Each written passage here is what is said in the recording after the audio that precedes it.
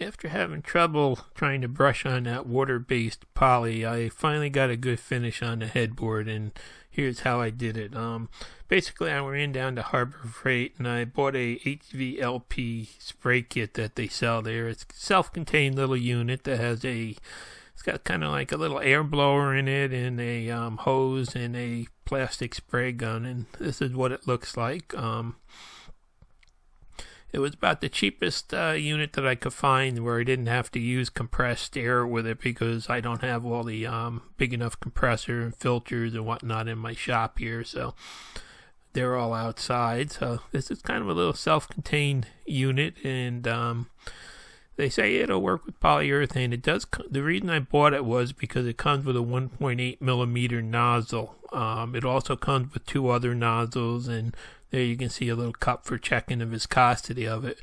But from what I read, you really need that 1.8 millimeter nozzle to be able to spray the poly without thinning it and having it run. So this is what I picked up, and as you can see, it's all plastic. I really don't know how long it's going to last, or whatnot, but in the end, it really did a good job for me.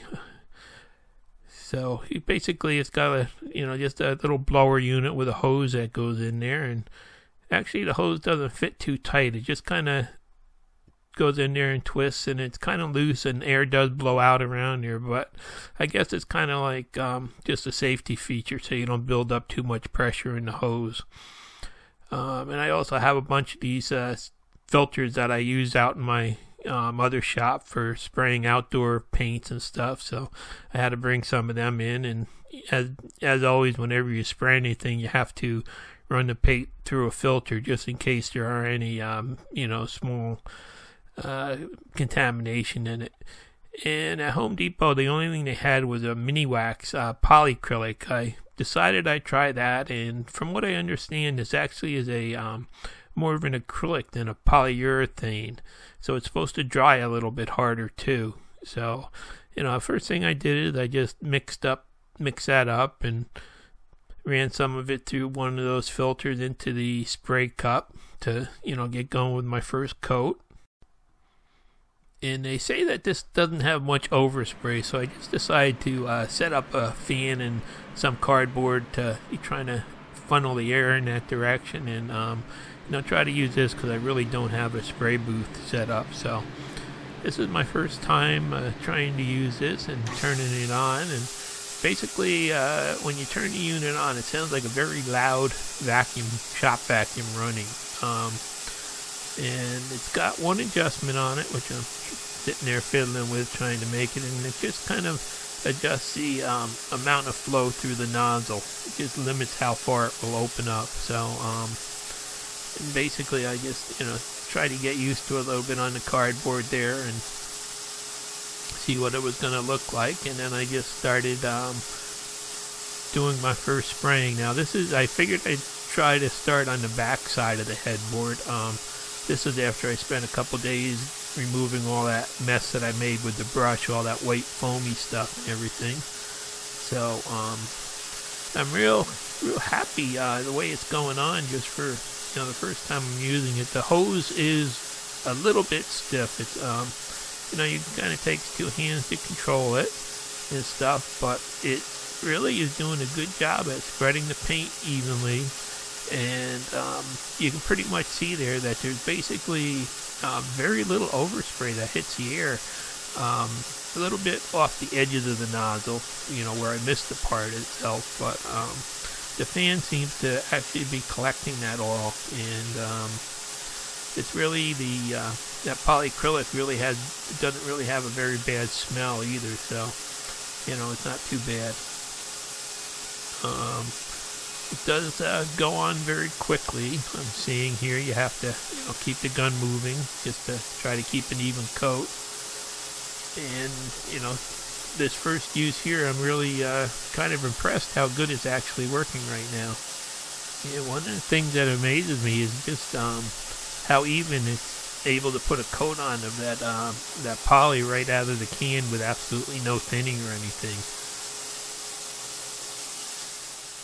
So it did take me a while to get the first coat on here, and try to go back and make sure that I really didn't miss any spots or anything, but so far it's looking real good. And about the only thing that I did notice was on the around the actual nuts, on the sharp edges of them and stuff, I did get some little bit heavier buildup on the corners of them where it went around the edges and stuff. Pretty much, oh, there you can see the whiter areas by the edges and stuff. There are a couple areas on them, but all I did while it was wet is I just took a piece of damp paper towel and went back and they wiped right off. So they smoothed out, they wiped off and smoothed it out really nice. So that was, basically my only issue. So after getting the first, well, actually that's the second coat because I had already brushed on one coat, but it was the first coat spraying, and I went back and just did a light sanding with some 320 grit sandpaper to try to take out any little imperfections or anything and just rough it up a little bit, because from what I understand, the polyurethane, this stuff does not chemically bond into the previous coat. It just kind of lays on top, so that's why you have to sand it some.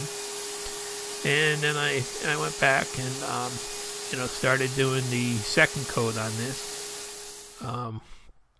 I really wasn't that sure how many coats it was going to take. I was thinking I would have to do 3 more, but by the time I finished up with the second coat, it really had started looking really good. It looked like it had enough shine on it and everything, and looked like there was a good layer that I'd be able to do the final sanding in the future.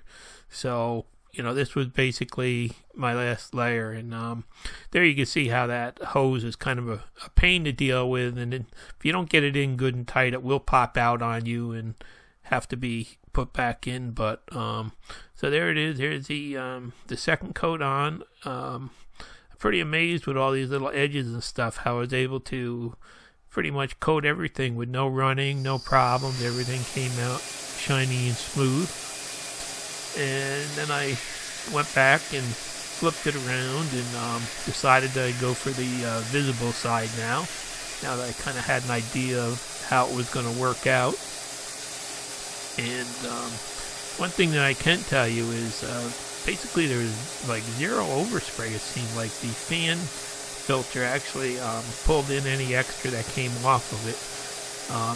I guess it's a very low air pressure. It's not like when you spray with the other guns that run off a compressor that use a high volume of higher pressure air that really shoot the mist into the air. This one here just kind of, I think they say it uses about a 2.5 psi pressure on that hose to do the painting with, and so it doesn't really send too much in the air, and the fan actually did catch it all, so I was real happy with that.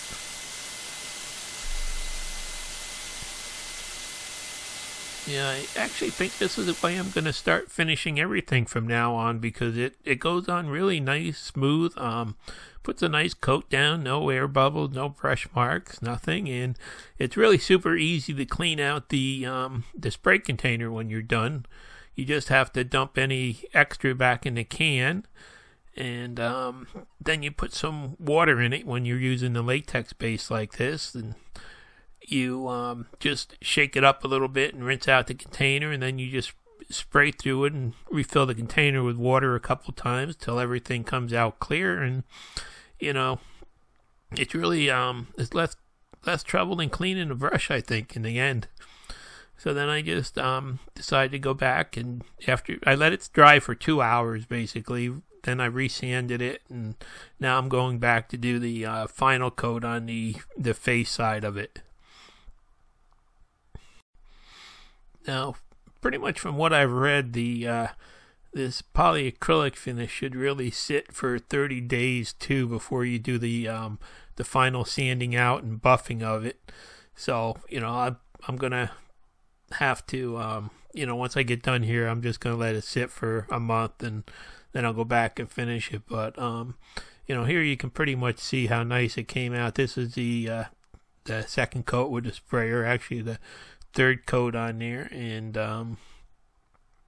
Everything's covered really nice. It's got a real nice gloss to it. There are a couple areas with a little bit of orange peel. There's really not that much, but I think I might have moved the gun a little bit fast in a couple areas. But it looks like everything, should be able to be just sanded out with maybe some 1000 grit paper and a little bit of wax and to clean everything up. But so in the end, actually, it did turn out good. And I've always wanted to try one of these guns, but all the ones I've looked at have been so expensive, and it's just lucky, I guess, that I found this kit at Harbor Freight, and it did work out. So here we are about another 2 hours later after that last coat, and I'm just going to lay it down, and I'm going to just put some pads on the bottom of it. There you can really see how good it came out. I'm real happy with the way it did come out in the end. But in the future, I'm going to make some leveling pads to go under there. I originally was going to just tap into the bottom and put some of those 1-inch wooden threaded dowels, but turns out you can't tap the end grain, so I have to make some little bit fancier ones. And here we are going up. I'm getting ready to, install it. And this is the guest room, and my wife just made a bunch of little crocheted animals for the grandkids for Easter time, and they just love to get these little animals that she crochets for them, and doesn't matter how old they are, they still like them, it seems like. So this is the old headboard that was in there. It was really a full-size headboard, not really the queen. Originally there was a full-size bed that we had, but we finally replaced it with a queen. So I'm just going to screw this headboard onto the front of this frame for now temporarily, and I put some tape on there and clamped it together so I could mark the holes. In the future, it's going to be up a couple more inches once I put the leveling feet on it, but for now I figure I have to let it sit for 30 days, and the whole room has to come apart anyway to be repainted and stuff, so there's a lot more going to be going on. So I just drilled a couple of clearance holes and put some wood screws in there just to hold it together. So with this, this headboard pretty much finished. Now I'm starting to move on to the 2 side tables that'll be, made to kind of be matching to it. And then I still have some lights to make that are going to bolt onto the sides of it that I kind of put off for now, and a couple shelves and stuff to go over it. So there it is. It's just one of those cheap metal bed frames that you get for queen size mattress, and it's got a couple brackets that you can screw on to, and there's kind of what it looks like now. It will be up a couple more inches when I do get the leveling feet on it, but basically there it is. You can see, I'm real happy to have that part of the job done, and I'm real happy that this Harbor Freight little HVLP kit did work out. I really don't know how long it's going to last, but I think it's going to be one of my favorite, tools in the shop for when it comes to putting on some of this water-based polyurethane.